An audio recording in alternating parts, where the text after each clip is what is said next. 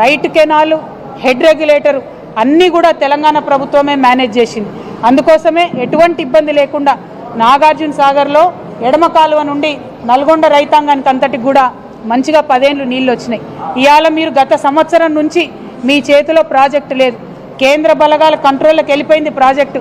ఇవాళ మన తెలంగాణ ఇంజనీర్లు మరి కుడి కాలువ నుండి ఎన్ని నీళ్లు పోతున్నాయి కొలుద్దామని ఆ పక్కకు పోవాలంటే పోయే పరిస్థితి లేదు. రాణిస్తలేరు ఆంధ్రోళ్ళు. మన అధికారులనే పోతే కొట్టి కేసులు పెట్టేటటువంటి పరిస్థితి ఉన్నది. మరి ఇక్కడ ఇరిగేషన్ శాఖ మంత్రి ఇదే జిల్లా బిడ్డగా ఉండి నాగార్జున సాగర్లో అన్యాయం జరుగుతుంటే ఎట్లా చూస్తూ కూర్చుంటారని చెప్పి మేము ముఖ్యమంత్రి గారిని అడుగుతా ఉన్నాం, ఇరిగేషన్ శాఖ మంత్రి గారిని కూడా అడుగుతా ఉన్నాం. ఇంకా ఎంత దారుణంగా ఉంటుందంటే కాంగ్రెస్ పార్టీ యొక్క వైఖరి. ఈ యాసంగిలో మన నల్గొండ జిల్లాలో ఏదైతే కాళేశ్వరం నుంచి ఎస్ఆర్ఎస్పి నుంచి కాకతీయ కెనాల్ నుండి రావాల్సినటువంటి నీటిని ఇవ్వకుండా ఎందుకోసం ఇవ్వలే నీళ్లు? కేసీఆర్ కాళేశ్వరం కట్టిండ్రు, అది పని చేస్తలేదని చెప్పాలనేటటువంటి ఒక కక్షతో తప్ప ఇంకొకటి ఏం లేదు.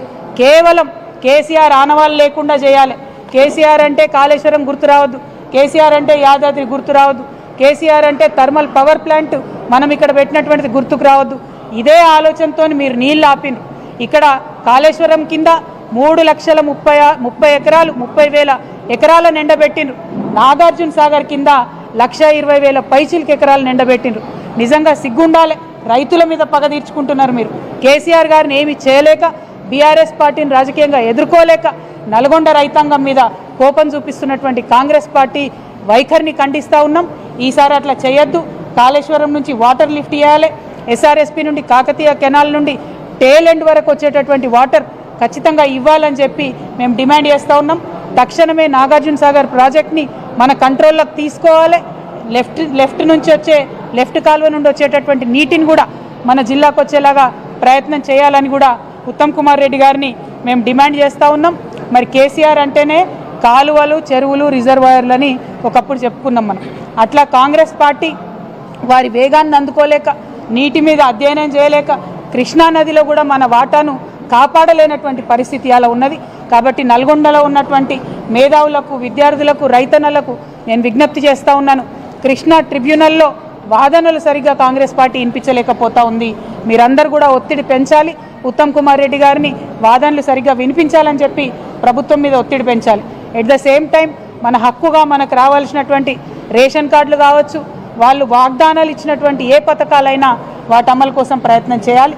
ఇక చివరిగా మా నల్గొండ ఆడబిడ్డలకు నేను విజ్ఞప్తి చేస్తూ ఉన్నాను. మనకు ఈ కాంగ్రెస్ ప్రభుత్వం వచ్చినప్పటి నుంచి ఆడబిడ్డలకు ఇచ్చిన ఏ ఒక్క వాగ్దానాన్ని కూడా పూర్తి చేయలేదు. అది పెన్షన్ పెంచుతామన్నారు, పెంచలేదు. ఇప్పటికి కూడా గదే కేసీఆర్ పెన్షన్ పాత పైసలే 2,000 నెలకు వస్తున్నాయి తప్పితే తాత అవ్వలకు కొత్తగా పైసలు వస్తలేవు. మాకు బీడీ కార్మికులు ఉంటే వాళ్ళకు పైసలు వస్తలేవు. 18 ఏళ్ళు దాటినటువంటి విద్యార్థులు ఉంటే స్కూటీలు ఇస్తామన్నారు, అవి వస్తలేవు.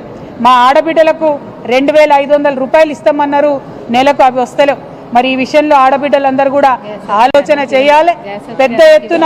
పెద్ద ఎత్తున దీని మీద ఉద్యమం చేయాలని చెప్పి నేను మా ఆడబిడ్డలందరినీ కూడా రిక్వెస్ట్ చేస్తూ ఉన్నాను.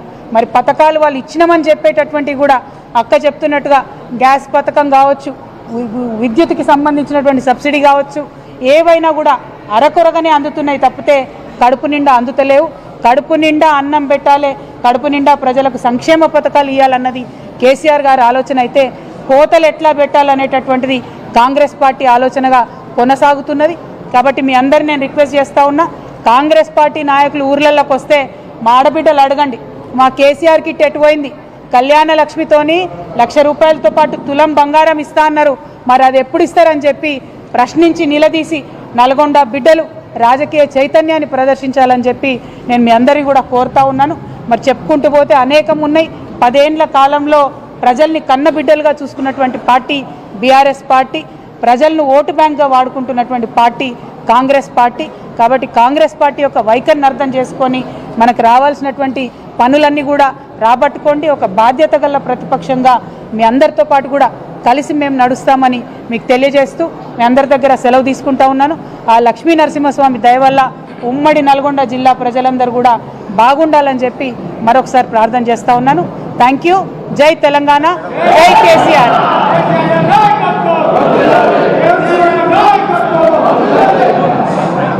टीआरएस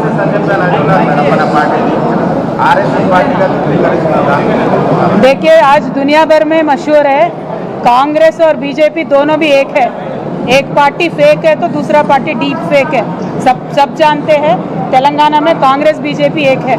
మైనార్టీ మినిస్టర్ नहीं दिया मैडम कांग्रेस ఈ మినిస్ట్రీలో 18 మంది ఉండేటటువంటి మినిస్టర్లలో ఇక్కడ మైనారిటీ మినిస్టర్ లేరు, అదేవిధంగా ఒక్క లంబాడా కూడా లేనటువంటి ఏకైక తొలి క్యాబినెట్ ఇది. లంబాడా బిడ్డలు ఎప్పుడైనా కూడా మంత్రి పదవులలో ఉన్నారు, మరి ఆ లంబాడా బిడ్డకు అవకాశం ఇవ్వలేదు, మైనారిటీ